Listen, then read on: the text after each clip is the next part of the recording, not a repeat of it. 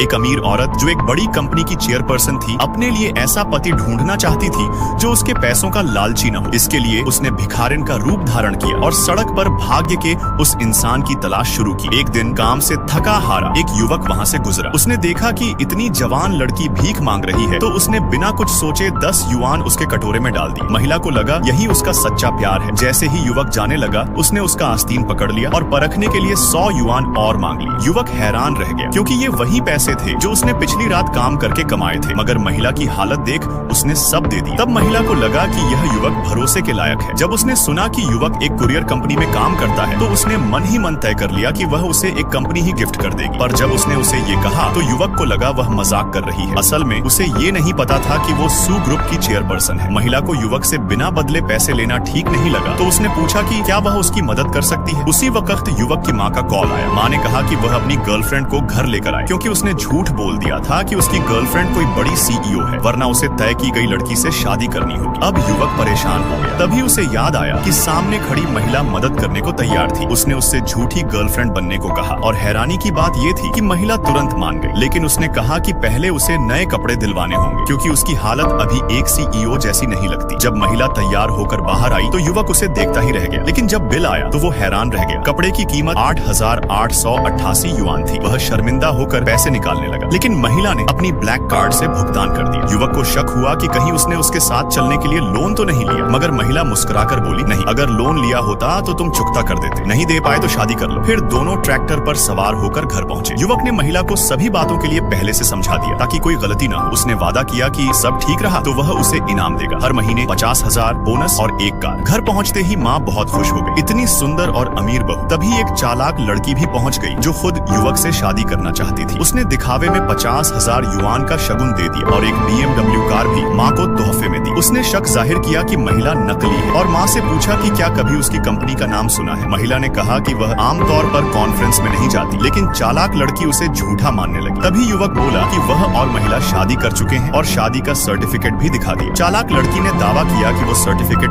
नकली है। तभी एक बिल्डर अपने आदमियों के साथ आया और घर तोड़ने की धमकी देने लगा। वो कह रहा था कि यह जगह अब कुनियांग ग्रुप को सौंप दी गई है। जब महिला ने उसे रोकना चाहा, तो वो उसे बेइज्जत करने लगा। फिर महिला ने खुलासा कर दिया कि वह खुद सू ग्रुप की चेयरपर्सन है और डू कुनियांग भी उससे डरता